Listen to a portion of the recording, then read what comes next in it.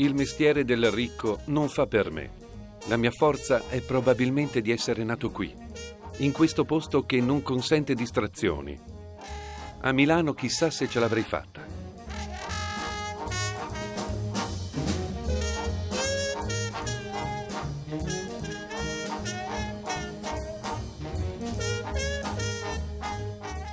Quando Lino Zanussi nasce, il 15 febbraio 1920, Pordenone è il sesto polo industriale del Veneto, con oltre 6.000 occupati.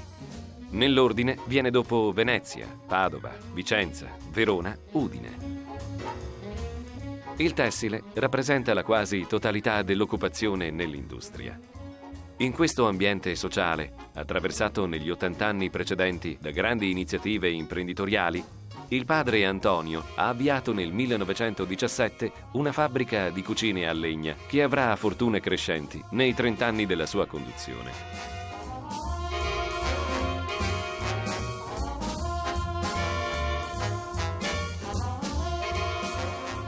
Alla sua morte, avvenuta nel 1946, a soli 56 anni, l'azienda occupa un centinaio di operai con un mercato in prevalenza regionale.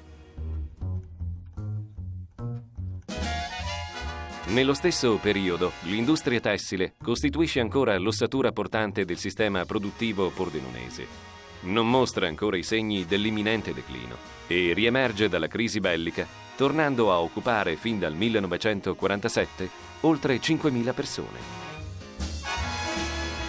L'intera Europa occidentale vive un'euforia contagiosa, frutto della pace e della vicinanza con quell'abbagliante ricchezza materiale che arriva da oltreoceano. Ereditata la responsabilità dell'azienda, Lino e il fratello Guido decidono di produrre per il mercato nazionale. Nel settembre del 1947 viene presentata alla neonata campionaria pordenonese la cucina a legna Super 505 e nel 1949 la gamma completa Rex alla Fiera di Milano. In quegli stessi anni l'uso domestico delle bombole di gas avvia una prima rivoluzione nelle abitudini delle famiglie. Potrebbe essere il disastro per la Zanussi, che finora ha costruito solo cucine a legna. Invece, dal 1951, l'azienda arricchisce la gamma dei suoi prodotti con cucine a gas ed elettriche e soprattutto con il primo fornello a gas, il Rex 401. Con questo prodotto, la Zanussi comincia ad interpretare sulla grande scala industriale i nuovi modelli di consumo di massa.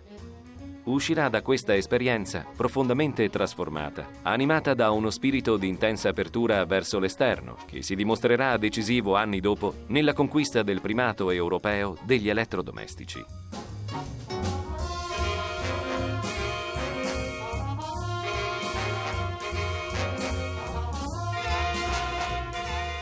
Qui assume la forma di un accordo commerciale con produttori come Liquigas e Agip Gas per aumentare la vendita delle bombole attraverso una diffusione abbinata al fornello.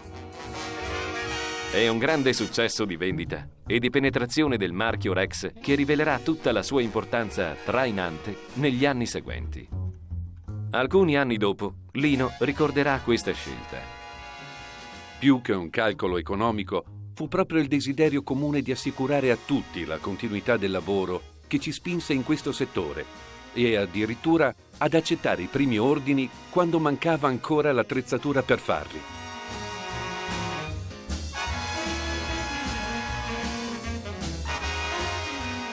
Competere nel mercato nazionale obbliga a visitare l'ambiente industriale più avanzato di quel tempo, gli Stati Uniti. Nella mente di Lino, il soggiorno americano consolida la convinzione che per vincere la concorrenza è necessario controllare da vicino tutto il processo produttivo. compresa la componentistica, portandola il più possibile in proprio.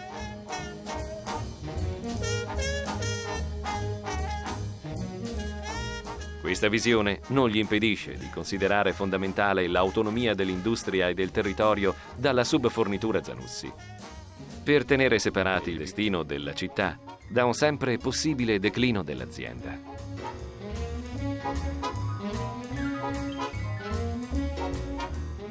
Nel 1953 acquista la smalteria Imes con il suo vasto terreno e costruisce un nuovo stabilimento.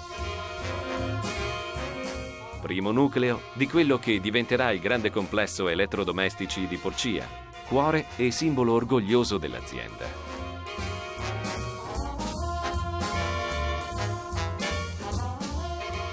Porcia è lo spartiacque della Zanussi e del Friuli occidentale. Nel decennio seguente, l'occupazione aumenta in modo esponenziale. Come in un campo magnetico, la prospettiva del lavoro orienta migliaia di persone dalle aree vicine su Pordenone. E da questo momento l'azienda diventa il grande catalizzatore dello sviluppo territoriale.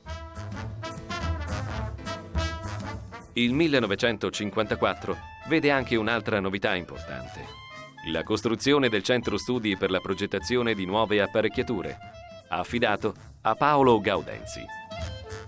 Persona geniale, dal carattere mite, mette a punto il primo progetto di frigorifero Rex con compressore Necchi.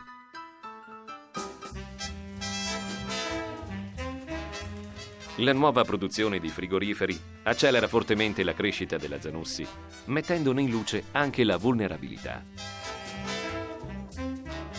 In quegli anni cruciali, Lino ha maturato la forte convinzione che non sia indispensabile inventare un prodotto. Fondamentale è innovarlo per avere il migliore rapporto qualità-prezzo.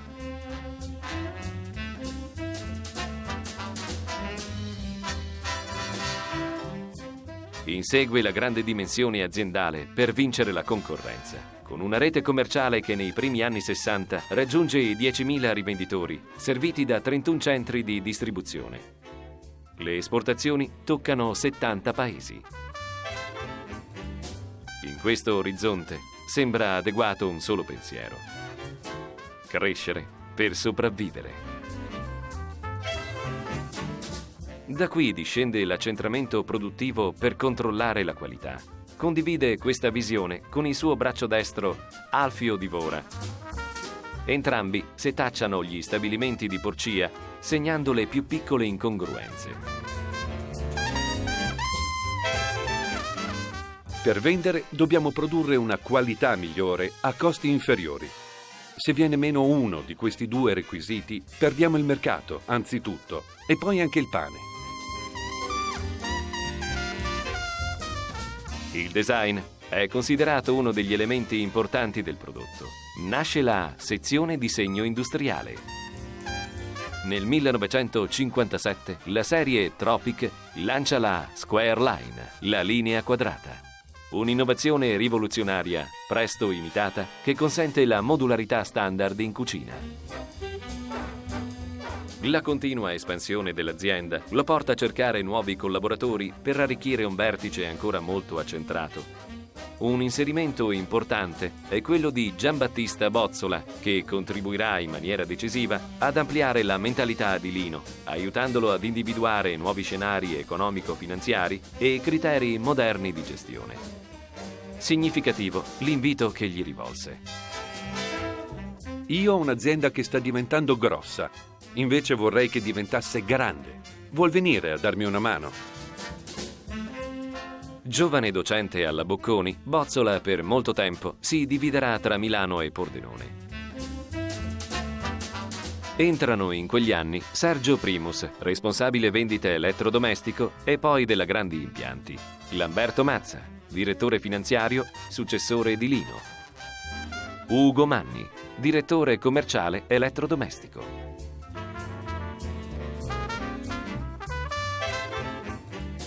La signorilità, la gentilezza e il sottile humor della sua forte personalità gli impediscono di accettare riunioni di lavoro degenerate in conflitti. Chiama la segretaria e ordina una chinetta per tutti. è uno stile lucidamente razionale, produttivo, più nordico che mediterraneo. Fin dal 1958 chiede a Bozzola un'indagine su come i suoi operai sentono e vivono la fabbrica, radicalmente lontana dal loro mondo contadino. Gli ricorda spesso che deve essere il radar dell'azienda.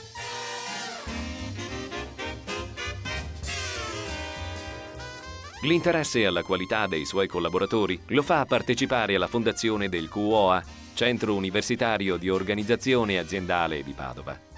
È quasi la più sofisticata manifestazione della sua etica calvinista nel lavoro, appresa dal padre negli anni dell'apprendistato giovanile.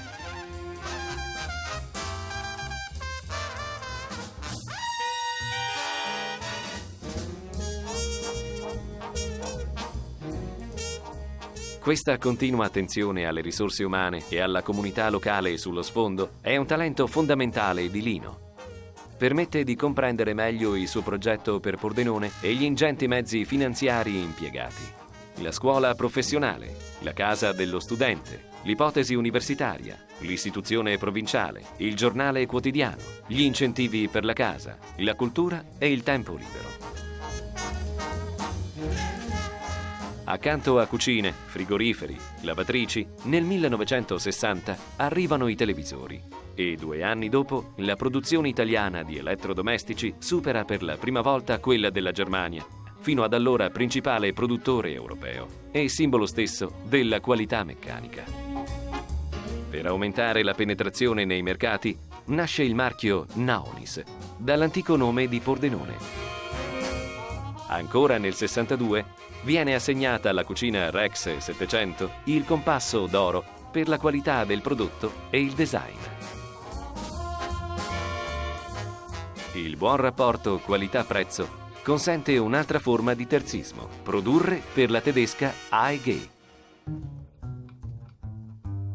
Il mercato nazionale è infatti da tempo in crisi.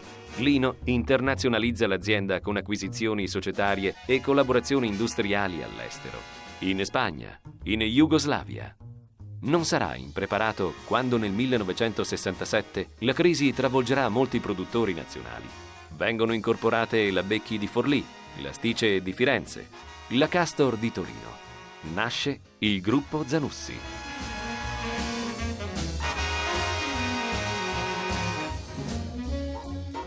I 20 anni precedenti hanno visto una straordinaria metamorfosi. L'azienda è ora gigantesca, tra le prime in Europa. Centro ricerca, qualità del prodotto, marketing, finanza, informatica, design, risorse umane sono nuove funzioni ad altissimo livello che hanno prima interessato la Zanussi e le aziende subfornitrici e poi attraversato l'intero tessuto produttivo pordenonese.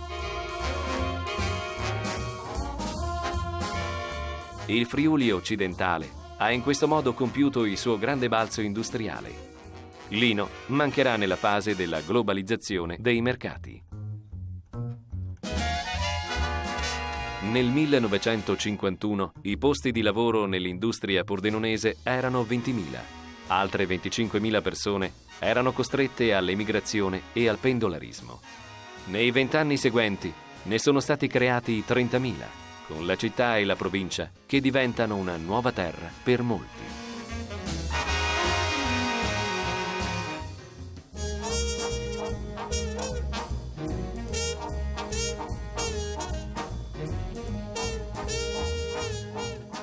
Il 18 giugno 1968, nei 13 stabilimenti del gruppo, lavorano 13.000 persone. L'uomo che aveva tessuto il loro futuro ha finito la sua strada ai piedi dei Monti Pirenei.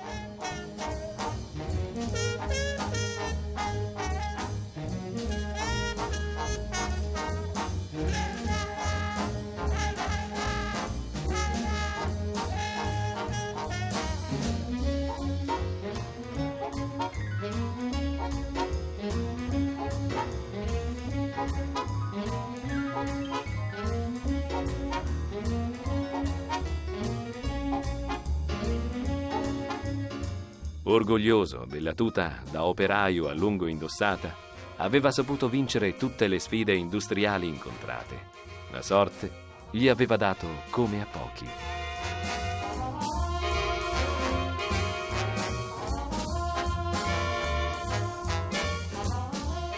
All'inizio c'era l'esigenza di raggiungere l'indipendenza economica, ma giunti all'indipendenza ci siamo accorti che non siamo noi.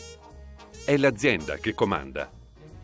Non abbiamo il tempo di godere ciò che abbiamo fatto. Cavalchiamo la tigre e non possiamo scendere.